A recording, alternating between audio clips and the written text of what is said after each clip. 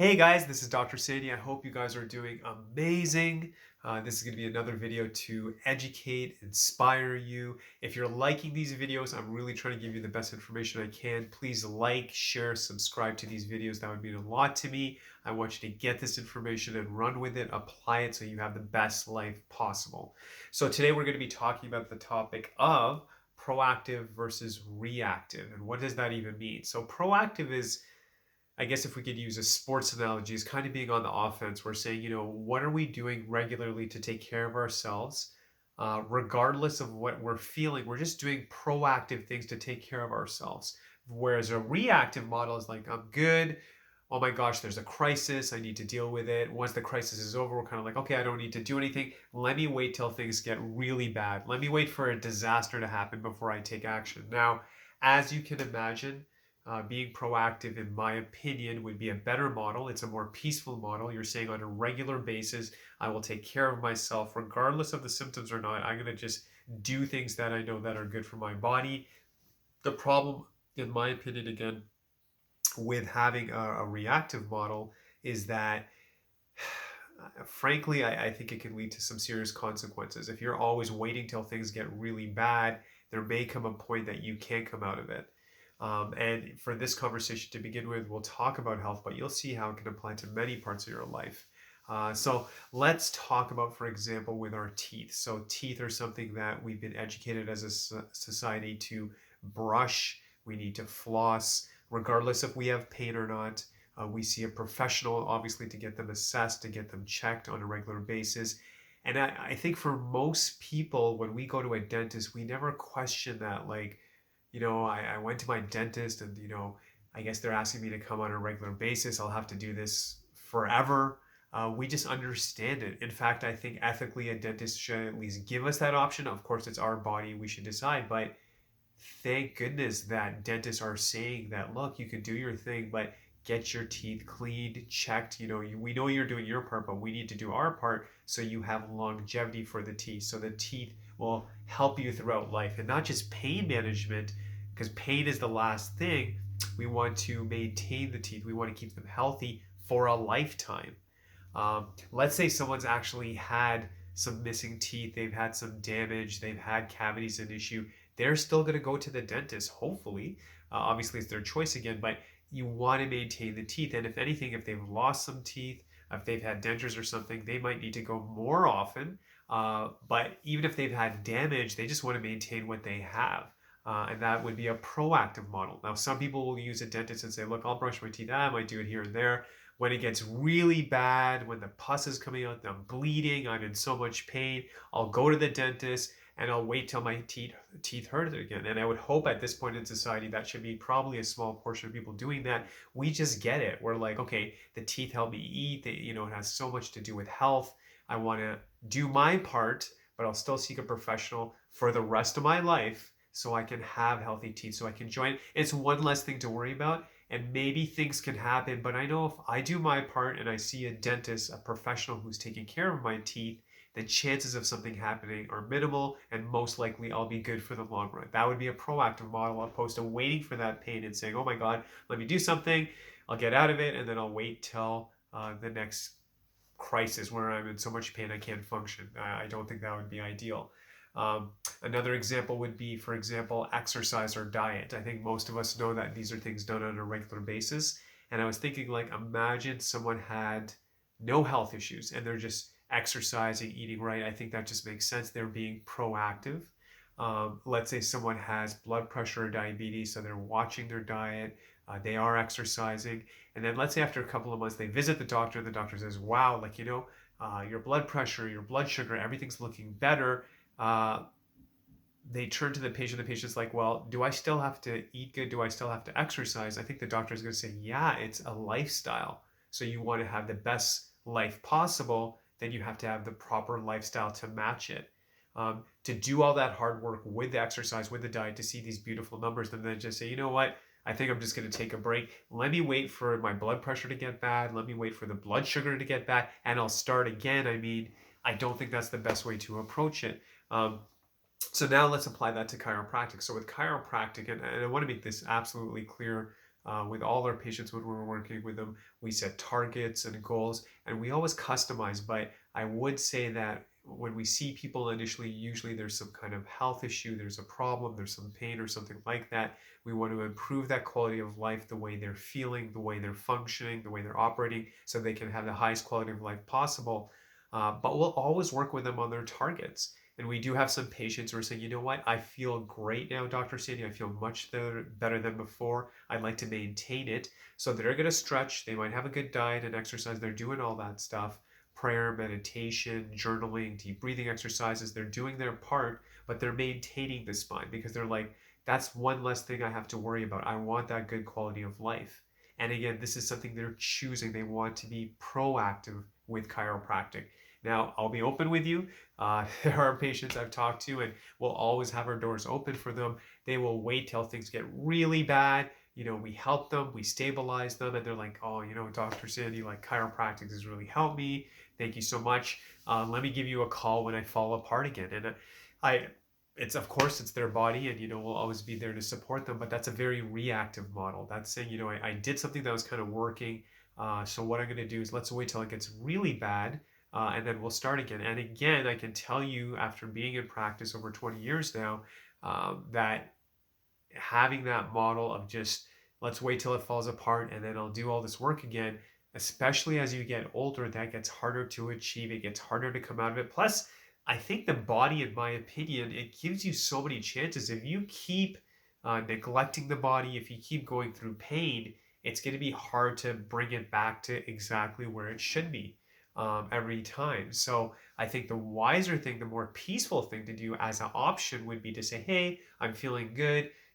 I might be coming a couple of times a month, whatever that looks like, for maintenance for me to have that highest quality of life. But I want a proactive model. I'm not going to wait till it falls apart. So I think as a culture and society, we understand to be proactive with our teeth. We understand that regular exercise is the best way to go.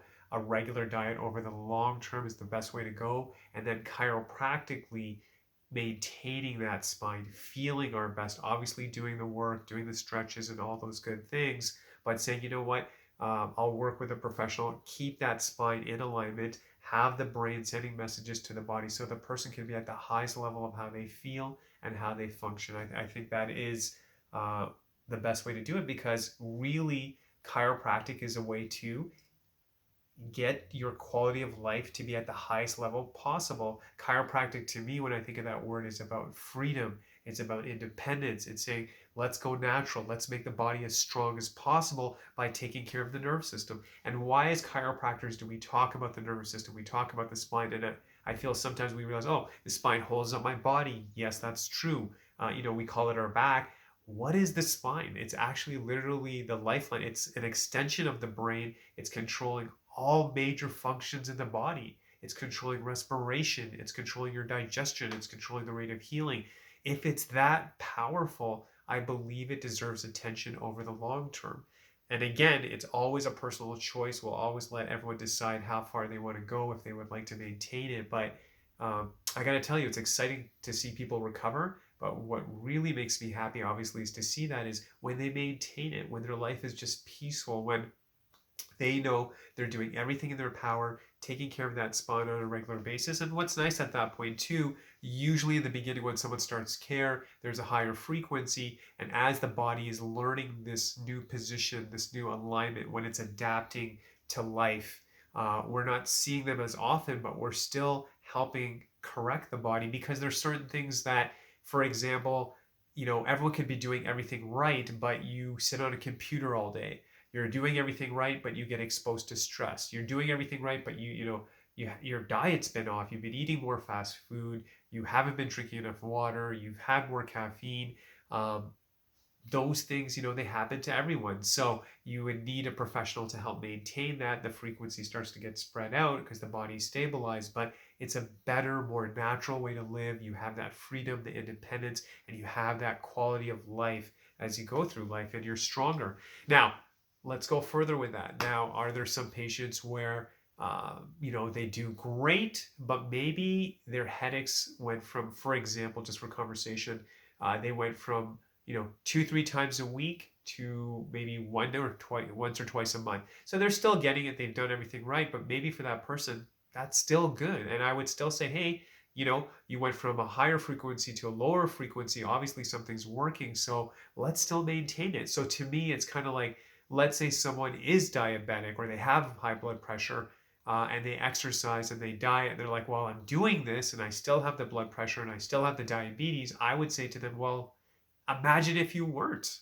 Things would probably be more intense. Things would be probably worse off. So at least with the situation you have, you will at least be in a better position with exercise and diet. Maybe it's not gone away, but man, you're in a better position. Imagine you did nothing. It'd probably be even worse. The scores would be, through the roof. So even in chiropractic, we have a lot of people get well. And then some people are like, hey, doc, to be honest, I'm 60, 70% better. And I'm like, that's still great, still better than before. And I wish I saw you years ago, before the degeneration, before all those issues. And even with your body being in this state, look at what we were able to achieve. You were still, with what you have in front of you, let's maximize it. Let's put you in the best place possible. Let's make you as strong as possible, as healthy as possible. Let's work with what we got. A patient coming to me at 22 versus 72 are going to be two different stories, and the expectation should also be different as well. And I find most people understand that. If they come a bit older, their body's been through a lot, they're like, I get it. I'm not looking to be like perfect, Dr. Sadie, but I just want to, and this is a word that comes up a lot, that independence, maybe freedom, just I love my family. I love my friends. I just don't want to rely on anyone. I just want to be able to go to a grocery store and pick up whatever I need, or go shopping, whatever that looks like. Just do those simple things. I want to be able to go for a walk. I want to be just independent. I want to be healthy. I want to have that freedom. So really, that's what chiropractic is about. And this proactive model would be my suggestion for you.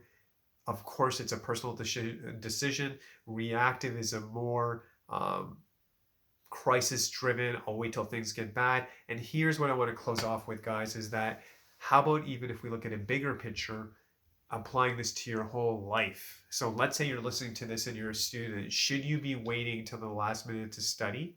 And I have to confess, man, when I look back, I mean, there was times I did wait till the last minute, and I if I had to do it again, I would be much more proactive.